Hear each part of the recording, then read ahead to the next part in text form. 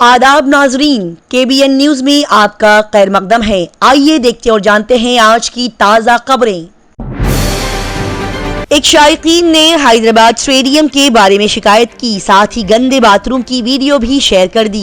जी हां, बैनुल अक़वामी cricket match की मेजबानी करने वाले किसी भी ग्राउंड के लिए सबसे अहम काम खिलाड़ियों और मैच देखने के लिए आने वाले शायकीन के लिए मुनासिब सहूलियात फराहम करना है। लेकिन ऐसा लगता है कि हैदराबाद के Rajiv Gandhi international cricket stadium में जहां इंडिया वर्सेस इंग्लैंड की टेस्ट सीरीज खेली जा रही है, जरूरी बातों पर गौर नहीं किया जा रहा है। इसी हवाले से एक शायकीन ने स्टेडियम में गंदे बाथरूम और नाक़िस इंतजामात की शिकायत की है। नरसिंगी पुलिस स्टेशन को अभी तक कोई भी इंस्पेक्टर नहीं मिला है। जी हां, अगरचे एक इंस्पेक्टर के वहां से तबादले को 25 दिन गुजर चुके हैं, लेकिन नरसिंगी पुलिस स्टेशन में अभी तक कोई भी तब्दीली नहीं हुई है, जिससे उसके रोजमर्रा के कामकाज पर बुरी तरह से असर पड़ रहा है। बता दिया जाए कि जब भी कोई लोग वहां पर अपनी शिकायत को याद करते हुए अपनी शिकायत की पेशरफ्त चेक करने के लिए जाते हैं तो उनको जवाब मिलता है कि उनकी शिकायत अभी तक हल नहीं हुई है, जिसकी वजह से लोग काफी परेशान हो रहे हैं। शहर हैदराबाद में नशे में धुत एक शख्स ने सड़क पर बड़ा हंगामा खड़ा कर दिया। जी हां, हैदराबाद के इलाके पंजागुट्टा में उस वक्त खौफ और हरास का माहौल पैदा हो गया जब एक शख्स ने मसरूफ सड़क पर तोड़ फोड़ और अफरा तफरी मचा दी। मालूमात के मुताबिक एक शराबी कार ड्राइवर ने रास्ते में गाड़ियों और पैदल चलने वालों को टक्कर मार दी। इस वाक़े की इत्तला मिलते ही हैदराबाद पुलिस मौके पर पहुंच गई और उन्होंने उसका पीछा किया। लिहाजा कुछ देर की जद्दोजहद के बाद पुलिस ने उस शराबी को पकड़ लिया। TS हुकूमत धान के बढ़ते हुए स्टॉक को फरोख्त करने के लिए आलमी टेंडर तलब करेगी। जी हां, हैदराबाद शहर में रियासती हुकूमत ने एक रियासती सतह की कमेटी तश्कील दी है जो कि धान के ढेरों को फरोख्त करने के लिए आलमी टेंडर तलब करेगी। रियासती हुकूमत ने नए आलमी टेंडर्स को मदऊ करके रबी 2022-23 से मुतालिक मिलों में बड़े धान के इजाफे स्टॉक को नीलाम करने का सरकारी हुक्म जारी किया है। लिहाजा इसी के तहत शहर हैदराबाद में रियासती हुकूमत ने एक रियासती सतह की कमेटी तश्कील दी है जो कि धान के ढेरों के स्टॉक को फरोख्त करने के लिए आलमी टेंडर्स तलब करेगी। तेलंगाना से ताल्लुक रखने वाले गद्दाम सामैया को उनके कदीम आर्ट फॉर्म के लिए पद्मश्री अवार्ड से नवाजा गया।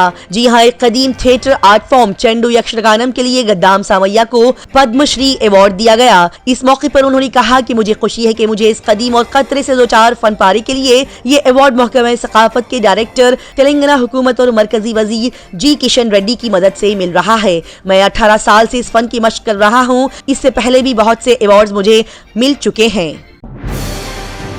वजीर जोपल्ली ने मैड्रिड में तेलंगाना की सयाहत की अहमियत पर जोर दिया। जी हां, सयाहत और सकाफत के वजीर जोपल्ली कृष्णा राव ने कहा कि CM रेवंत रेड्डी की क़यादत में तेलंगाना हुकूमत ने सरमायाकारी को राग़िब करने और रोजगार के मौक़े पैदा करने के लिए एक पुरकशिश सयाहती पॉलिसी तश्कील देने का अमल शुरू किया है। उन्होंने स्पेन के दारुल हुकूमत मैड्रिड में मशहूर FITUR 2024 बैनुल अक़वामी सयाहती तिजारती मेले में शिरकत फरमाई। वजीर जोपल्ली ने सियाहत की तरक्की के लिए कई जा रहे इक़दामात और तेलंगाना हुकूमत की जानिब से की जा रही कोशिशों के बारे में तेलंगाना को जानकारी दी है। असदुद्दीन ओवैसी ने कहा, नीतीश कुमार जी, ये कैसी सियासत है आपकी? कभी आप मोदी से शादी करते हैं, कभी तेजस्वी से शादी करते हैं, कभी मोदी से तलाक लेते हैं तो कभी तेजस्वी से तलाक लेते हैं। उन्होंने मजीद कहा कि JDU और RJD खानदानों के दरमियान सियासी कुश्ती की वजह से आज बिहार में वोटर्स की वोट की कोई अहमियत नहीं। अब बिहार के लोगों को समझना होगा और उनके सियासी जाल से बाहर आना होगा, तभी बिहार तरक्की करेगा। उस्मानिया यूनिवर्सिटी PG कॉलेज सिकंदराबाद की तालिबात ने कल रात खवातीन के हॉस्टल में सिक्योरिटी की मुबैना खिलाफ वर्जी के बाद हमें इंसाफ चाहिए के नारे लगाए। जी हां, सिकंदराबाद में मुकीम उस्मानिया यूनिवर्सिटी PG कॉलेज की तालिबात ने कल रात खवातीन के हॉस्टल में सिक्योरिटी की मुबैना तौर पर खिलाफ वर्जी के बाद हमें इंसाफ चाहिए के नारे लगाए। लिहाजा पुलिस इस मामले की तहकीकात कर रही है। शायकीन क्रिकेट हैदराबाद के Rajiv Gandhi international cricket stadium में पहुंच गए। जी हां, हैदराबाद के Rajiv Gandhi international cricket stadium में हिंदुस्तान और इंग्लैंड के दरमियान पहले टेस्ट मैच के तीसरे दिन खेल का मुशाहिदा करने के लिए शायकीन क्रिकेट बड़ी भारी तादाद में हैदराबाद के Rajiv Gandhi international cricket stadium में पहुंच गए। عادل آباد کے ایک کینسر کے مریض کا علاج AIMIM کی سفارش پر MNJ کینسر اسپتال میں کیا گیا۔ جی ہاں، آج سپہر 3 بجے عادل آباد کے کینسر کے مریض کا علاج AIMIM کے سفارش پر MNJ کینسر اسپتال میں کیا گیا اور اس مریض کے رشتہ دار تلانی ایشور کمار نے AIMIM کے نمائندوں کا شکریہ ادا کیا۔ حیدرآباد ٹیسٹ سیریز کے دوران رویندر جڈیجا کے حوالے سے آئی ایک بڑی خبر۔ جی ہاں، دنیا کے number 1 all rounder Ravindra Jadeja جو آج کل حیدرآباد شہر میں ٹیسٹ سیریز میں پہلے بلے بازی کے ساتھ اپنی صلاحیتوں کا مظاہرہ کر رہے ہیں، وہ کافی چرچا میں ہیں۔ بتا دیا جائے کہ موبائل سیریز بنانے والی کمپنی نے جڈیجا کو اپنا برانڈ ایمبیسیڈر بنا دیا ہے، جس کی وجہ سے ان کا کافی چرچا ہو رہا ہے۔ بتا دیا جائے کہ جڈیجا کا وارنی نامی کمپنی سے بھی معاہدہ طے ہے۔ دہلی بجٹ کے تحت وزیر خزانہ آتشی 16 فروری کو بجٹ پیش کرے گی۔ کیجریوال حکومت نے لیفٹیننٹ گورنر کو بھیجی ایک فائل۔ جی ہاں، دہلی حکومت کا بجٹ اجلاس 15 سے 20 فروری تک چلے گا، لہٰذا اسی کے تحت وزیر خزانہ آتشی 16 فروری کو بجٹ پیش کرے گی اور کیجریوال حکومت نے بجٹ اجلاس کی file lieutenant governor VK Saxena کو بھیج دی ہے۔ بتا دیا جائے کہ اس بجٹ میں تعلیم، صحت، بجلی، پانی، سڑکوں اور انفراسٹرکچر سمیت دیگر اہم مسائل پر خصوصی توجہ دینے کی توقع کی گئی ہے۔ بہار سے آئی ایک بڑی خبر، نتیش کمار آج استعفیٰ دے سکتے ہیں، لہٰذا تمام سرکاری کام ملتوی کر دیے گئے۔ بہار کی حکومت پر ایک بار پھر سے بحران کے بادل منڈرا رہے ہیں۔ سیاسی حالات کو دیکھتے ہوئے قیاس آرائیاں کی جا رہی ہے کہ CM نتیش کمار ایک بار پھر واپسی کر کے BJP کے ساتھ مل کر حکومت بنانے جا رہے ہیں۔ ادھر خبر ہے کہ CM نتیش کمار آج ہفتے کو استعفیٰ دے سکتے ہیں، لہٰذا لوک سبھا انتخابات 2024 کے تحت ہندوستان کے اتحاد کا کیا ہوگا؟ کیا اپوزیشن پارٹی کے کئی رہنما تیسری طاقت کے دباؤ میں ہیں؟ راہل گاندھی نے RSS پر الزام لگایا۔ کانگریس کے رہنما راہل گاندھی نے الزام لگایا کہ راشٹریہ سوئم سیوک سنگھ RSS اس بات کو یقینی بنانے کی کوشش کر رہی ہے کہ ملک میں ہر کوئی ان کی باتوں پر آنکھ بند کر کے پیروی کریں۔ نیوز کے ایک نمائندے کے مطابق راہل گاندھی نے حال ہی میں بھارت جوڑو نیاے یاترا کے دوران میگھالیہ میں طلبہ کے ایک گروپ کو بتایا کہ ہندوستان کا تصور مضبوط ہونے کے لیے مشکل حالات سے گزر رہا ہے۔